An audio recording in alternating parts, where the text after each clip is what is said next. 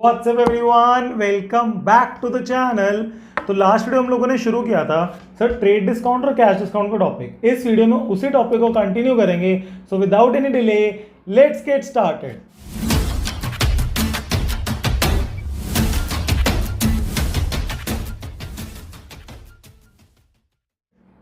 देखो सर, हमने last topic में ना बेसिक सीखा था कि अगर सेल या परचेज हो उसमें ट्रेड डिस्काउंट और कैश डिस्काउंट की एंट्री कैसे पास करनी है। इस वीडियो में ना हम लोग ये सीखने वाले हैं कि जब कैश डिस्काउंट मिलता है जब मैं प्रॉम्प्ट पेमेंट कर देता हूँ, ठीक है। अगर जो मैंने प्रॉम्प्ट पेमेंट की है या मैंने रिसीव की है, सेल या परचेज दोनों का केस होगा, अगर वो पार्ट में रिसीव हुई है, मतलब अगर किसी सेलर ने या बाय करते टाइम या सेल करते टाइम तुम लोगों को बस पार्ट पेमेंट रिसीव हुई है, मतलब 60% रिसीव हुई है, 40% रिसीव हुई है, तो मैं कैश डिस्काउंट को कैसे लगाऊंगा वो देखने वाले हैं। सबसे पहले एग्जांपल करवाऊंगा परचेज के हिसाब से, सेकंड एग्जांपल करवाऊंगा तुम्हें सेल के हिसाब से। तो ये दो क्वेश्चंस को करेंगे ताकि हमारा कैश डिस्काउंट और ट्रेड डिस्काउंट पूरा खत्म हो जाए। देखो सर, उसने क्या बोला है, purchase goods of 2 lakh less trade discount 10%, ठीक है। सर 2 लाख के गुड्स हैं, पहले 10% का ट्रेड डिस्काउंट लगाऊंगा, ठीक है। किससे परचेज किया? प्रभात इलेक्ट्रिकल कंपनी से, on the terms that the payment is received with in 10 days. उसने बोला अगर पेमेंट 10 दिन के अंदर रिसीव हो गई तो सीडी मिलेगा 5%, ठीक है। कि अगर 10 दिन के अंदर हम लोगों ने जो परचेज ऑफ गुड्स की है, अगर हमने उसको 10 दिन के अंदर पेमेंट कर दी तो मैं 5% का कैश डिस्काउंट उसको दूंगा। Only 60% of the payment has been received by Prabhat within 10 days, pass the journal entry. देखते हैं सर कैसे करते हैं। उसने बोला कि उसने मेरे को बोला प्रभात इलेक्ट्रिकल ने 10 दिन के अंदर पेमेंट कर 5% का कैश डिस्काउंट दूंगा, बट मैं उसको बस 60% पेमेंट कर पाया, ठीक है, मतलब 40% पेमेंट नहीं की। इस केस में मैं कैश डिस्काउंट कैसे निकालूंगा और एंट्री कैसे पास करूंगा वो सीखते हैं। सर मुझे पता है सबसे पहले ट्रेड डिस्काउंट लगता है लिस्ट प्राइस के ऊपर। तो मैंने देखा कि लिस्ट प्राइस ऑफ गुड्स है सर 2 लाख, इसमें से मैंने लेस किया 10% का trade discount, that is your 20,000। अब मेरे पास जो सेल वैल्यू बची सर वो आ गई 1,80,000। जो हमने लास्ट क्वेश्चंस किए थे हम उसमें क्या करते थे, 180 के ऊपर 5% का कैश डिस्काउंट लगाते थे। बट इसमें क्या हुआ है, इसमें 180 की पेमेंट रिसीव होनी चाहिए थी, बट मैं ओनली 60% पेमेंट कर पाया हूँ। तो मैं क्या करूँगा, मैं इस 1,80,000 के दो हिस्से करता हूँ। Number 1 is 60% payment, second is your 40% payment. तो 1,80,000 का 60% होता है 1,08,000, 1,80,000 का 40% होता है 72,000, ठीक है। अब मेरे को एक बात बताओ, अगर मैंने उसको 60% की पेमेंट की है तो वो अगर मेरे को 5% का कैश डिस्काउंट देगा तो वो किसके ऊपर देगा? सर ओनली 60% के ऊपर, क्योंकि 40% पेमेंट तो रिसीव ही नहीं हुई। तो मैं यहाँ पर लेस कर दूंगा cash discount at the rate of 5%, that is your 1,08,000 into 5%, 5,400। ये हो गया लेस 1,08,000 माइनस 5,400, मेरा आंसर आया 10,2600। इसका मतलब है सर उसने बोला कि मैं तुम्हें 10 दिन के अंदर अगर तुमने पेमेंट करोगे तो 5% कैश डिस्काउंट दूंगा।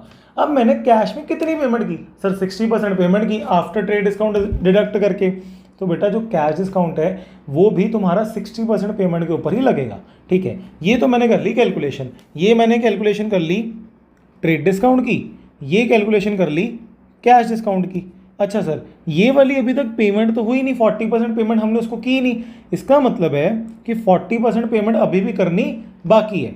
अब ध्यान से समझना जर्नल एंट्री कैसे पास करूंगा। जर्नल एंट्री को पास करते हुए सबसे पहले दिमाग में रखो, क्या ट्रेड डिस्काउंट को शो करता हूँ? The answer is no. अच्छा ये एंट्री किसकी है सर? परचेज की एंट्री है, जिसके अंदर क्या है कि मेरे कैश डिस्काउंट गिवन है। तो मैं अगर एंट्री पास करना चाहूँ इसकी, तो एंट्री ये पास होगी, परचेज अकाउंट डेबिट। सर कितने से परचेज अकाउंट को डेबिट करेंगे? परचेज अकाउंट को मैं डेबिट करूंगा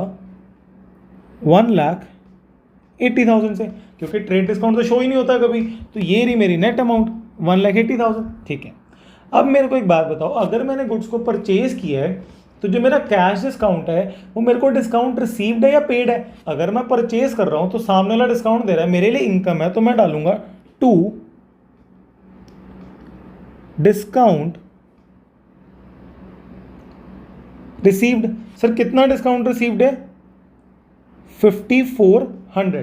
ठीक है, अब मेरे को एक बात बताओ, क्या मैंने उसको बैंक से पेमेंट भी की है? सर हाँ, पेमेंट तो की है। कितनी पेमेंट की है? सर मैंने 1,08,000 करनी थी, 60% 1,08,000 होती है, बट उसने मेरे को 5,400 का डिस्काउंट दे दिया। अगर उसने 5,400 का डिस्काउंट दे दिया, इसका मतलब है 1,08,000 में से 5,400 माइनस करो, जो आता है 1,02,600, ये पेमेंट मैं करूंगा। तो इसका मतलब है यहां पर आ गया टू बैंक अकाउंट 1,02,600। यस और नो? Answer is yes. इसका मतलब है सर 60% पेमेंट में ये इतनी पेमेंट कर दी, इतने का कैश डिस्काउंट हो गया। बट सर डेबिट और क्रेडिट तो मैच नहीं हो रहा। डेबिट और क्रेडिट इसलिए नहीं मैच हो रहा, 40% पेमेंट अभी भी करनी बाकी है। अगर मेरे को इसको कोई भी पेमेंट करनी है, इसका मतलब है ये मेरा क्या बन गया? क्रेडिटर। तो मैं यहां पर लिखूंगा टू प्रभात एंड इलेक्ट्रिकल्स। इसका मतलब है कि इसको पेमेंट करनी है ना, तो ये मेरी लाइबिलिटी बन गया। मतलब लाइबिलिटी इंक्रीज होता तो क्रेडिट होता, मतलब मेरा क्रेडिटर बन गया। तो यहां पर मैंने लिख दिया 72,000। एक बार दोबारा से बता रहा हूं, तुम लोग क्या करोगे, सबसे पहले लिस्ट प्राइस ऑफ गुड्स लिखोगे, ठीक है, उसमें से ट्रेड डिस्काउंट माइनस करो।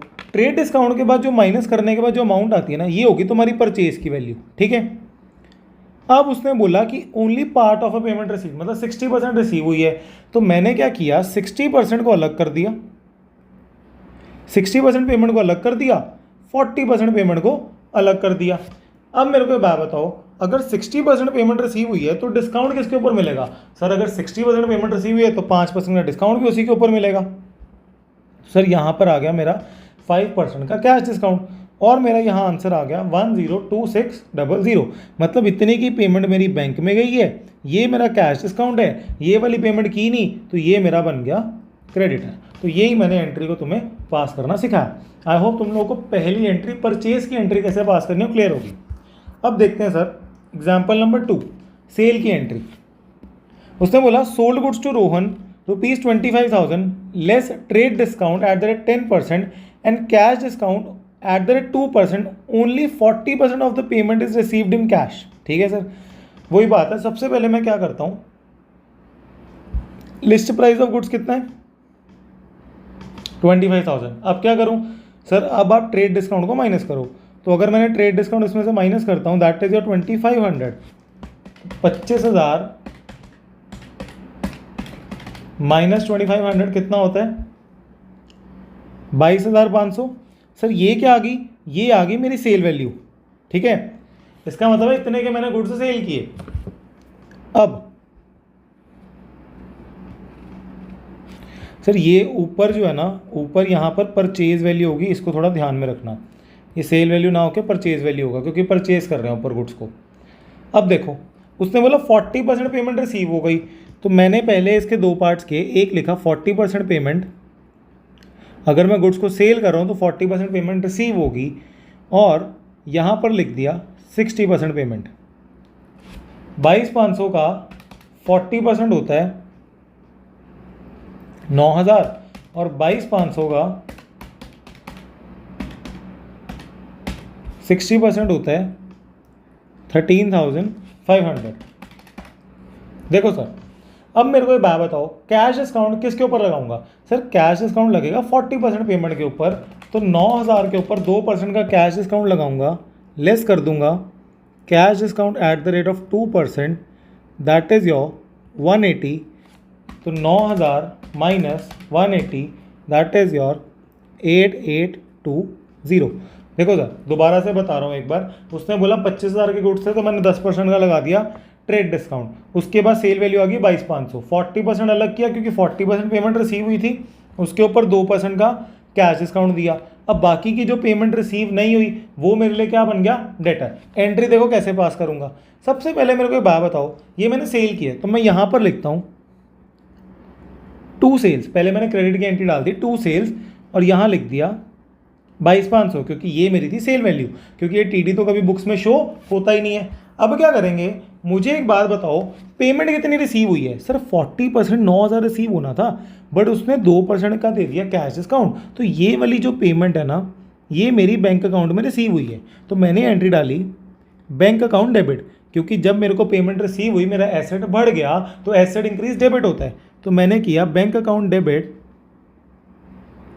8820। अच्छा सर, मेरे को एक बात बताओ, जब मैं गुड्स को सेल कर रहा हूँ तो जो डिस्काउंट है वो रिसीव्ड होता है या डिस्काउंट पेड होता है? इसका मतलब है कि अगर मैंने किसी को गुड्स सेल किए तो मैंने डिस्काउंट अलाउ किया या डिस्काउंट रिसीव हुआ? सेल करने पे हम लोग हमेशा डिस्काउंट अलाउ करते हैं, इसका मतलब है ये मेरा खर्चा है। तो मैं यहां पर लिखूंगा discount account debit. Sir discount को डेबिट इसलिए किया क्योंकि debit all expenses and credit all incomes, क्योंकि डिस्काउंट जो है वो मेरा नॉमिनल अकाउंट है इसलिए उसको डेबिट किया। अब देखो सर कितने का डिस्काउंट है? 180 का। अब जो बाकी की पेमेंट नहीं आई, सेल करने पे अगर पेमेंट नहीं आती, इसका मतलब है सर जो भी मेरा सामने वाला बंदा मेरा डेटर बन गया, मेरा एसेट है वो, ठीक है, कि अभी उससे पेमेंट नहीं रिसीव हुई, बाद में भले रिसीव हो जाएगी। तो एसेट क्या होता है? पर्सनल अकाउंट, तो डेबिट द रिसीवर, या मॉडर्न अप्रोच के अकॉर्डिंग एसेट इंक्रीज डेबिट होता है। तो मैंने लिखा यहाँ पर डेटर का नाम रोहन, तो यहाँ पर मैंने लिख दिया रोहन अकाउंट डेबिट। सर कितने से? 13,500, और तुम देख लो 13,500 plus 180 plus 8820 that is equal to 22500। तो सर हम लोगों ने जो लास्ट वीडियो में सीखा था ना, बस उसी का एक थोड़ा हायर लेवल का कॉन्सेप्ट है जो तुम्हारी बुक में गिवन है, जिसको बोलते हैं trade discount and cash discount when only part payment is received. तो तुम लोग क्या करोगे, सबसे पहले लिस्ट प्राइस ऑफ गुड्स लिखो, लिस्ट प्राइस के ऊपर ट्रेड डिस्काउंट लगाओ, तो list price minus trade discount आ गई सेल वैल्यू। सेल वैल्यू में देखो कितना पैसा रिसीव हुआ है, जितना पैसा रिसीव हुआ उसको अलग कर दो। 40% पेमेंट इज रिसीव्ड तो 40% अलग करो, 60% अलग करो। उसके बाद क्या करो तुम लोग, 40% के ऊपर कैश डिस्काउंट लगाओ, फिर तुम लोग जर्नल एंट्री पास करो। तो सबसे पहले कैलकुलेशन करना, जब तुम लोग पेपर में ये वाला सम करोगे ना, ध्यान रखना ये वर्किंग नोट में ये सारी कैलकुलेशन शो करके आओगे, वरना तुम्हारे नंबर कटेंगे। So I hope you like this video. If you really like this video, so please like, share and subscribe to the channel. Thanks for watching. See you in the next video.